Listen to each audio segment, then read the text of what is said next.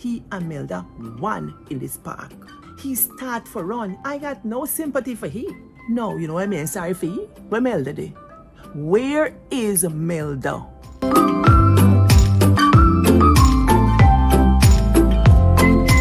Hello and welcome. What the stories say?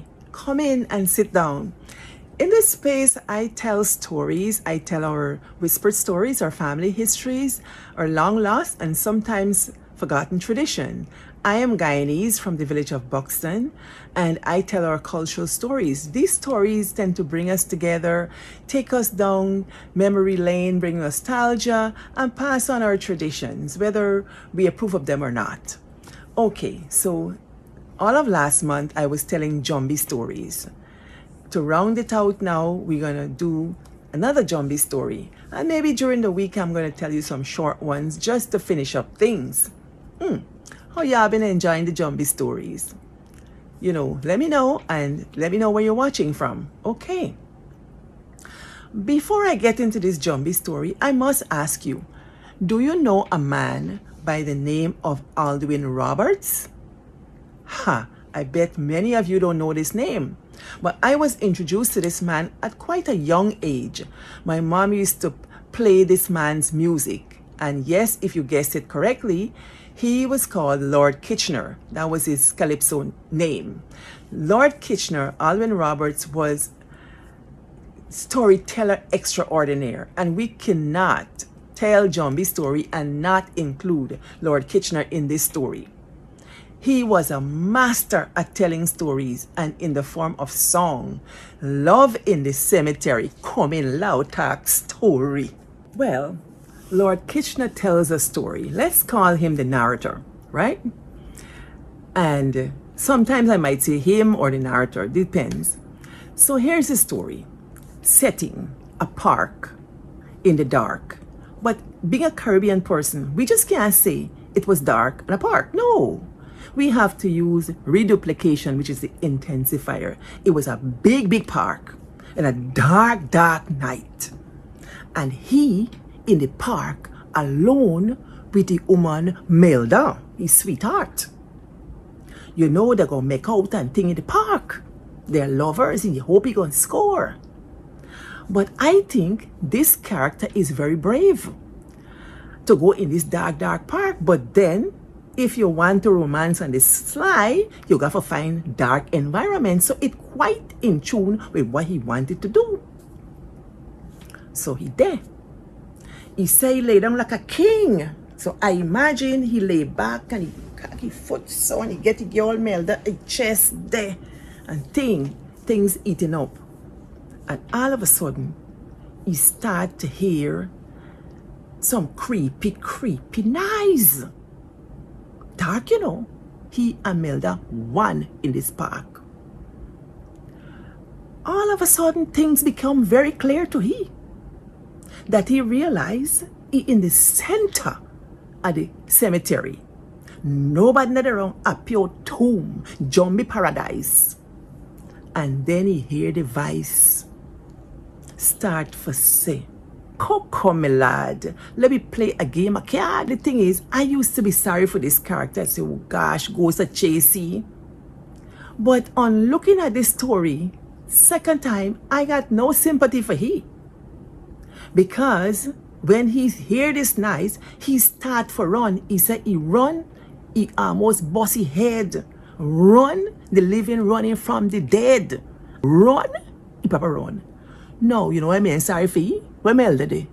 Where is Melda? He never mentioned Melda. This sweetheart that he been a courting. And king. And want to romance she. Melda nowhere to be seen. Me and sorry for you. Jumbie start chasing. So he now instead he look after his business and Melda and the fright. You think he done? Here is where you can tell we what he been thinking. So this is the omniscient narrator now, because we getting to know what's going on inside the head.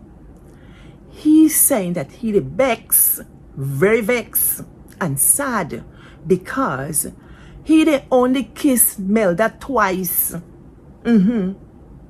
A two kissy gishy panshi jabone. And he start to feel nice. And this ghost now come mess up his action with his sweetheart because he was down for the romance. You see? No.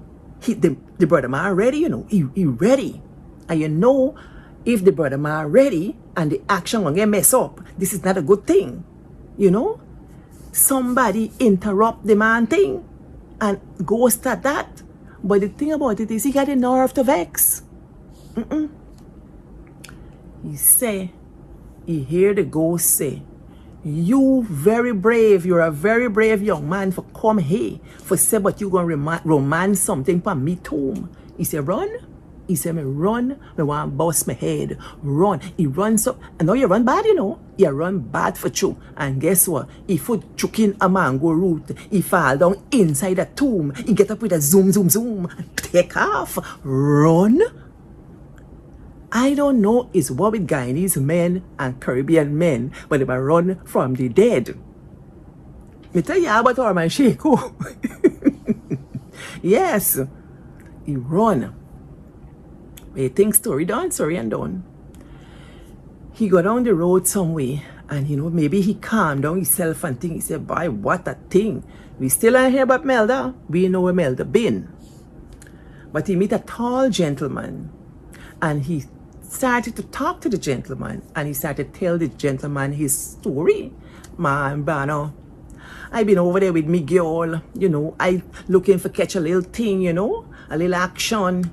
And all of a sudden I started this creepy talking, and a Bano telling me that how I dip on his grave, and he's a dead man and it's a ghost, and I had to run. Me foot fall in mango root and all of that. I fall in tomb. You know how bad that is? Ghost after me, man. This is not normal. And all kind of thing. The man listen to he and hear what the man tell he. But I have to quote it directly. He say, I can understand you're a wild young man, but still you're not to blame, because when I was alive, I was just the same. Hey? Run? And now you run for true. The living running from the dead. If we drop in a mango root, he drop in a tomb, he come out with a zoom, zoom, zoom. Yes, he put up with he left the Jumbie, as I said, put up with the dead. That's what happened to he. No, according to he feel the whole world shake. Nothing can save him now. And he start bawl out and scream out. So you think down there? He think this man is the devil. And he see a white horse, pan top a black cross. What kind of thing is that? White horse, pan top, black cross? This scene a change. First was the park, then the tomb top, then the man on the road, and now horse and cross. So we got to believe his story a little bit. Pinch of salt. Anyway, he holler out. He say, oh God, me dead. Then he hear, Kitch, come go to bed. People, I dream ya dream. I dream ya dream. Dramatic irony. I dream ya dream. I believe Jumbie story. I believe ghost story. Talk to me. Y'all ever understand the story that way? I never did. I never did until I look at it a second time. What a ride. I think Kitchener must eat too much duff and plant in a night, so thing a ride his stomach. But as he say, that what happened. So, yes. So this is the ultimate Jumbie story. Go with that one and think about that one. Story nice bad, yes. So we'll listen to the music. It's really good. And we can talk later.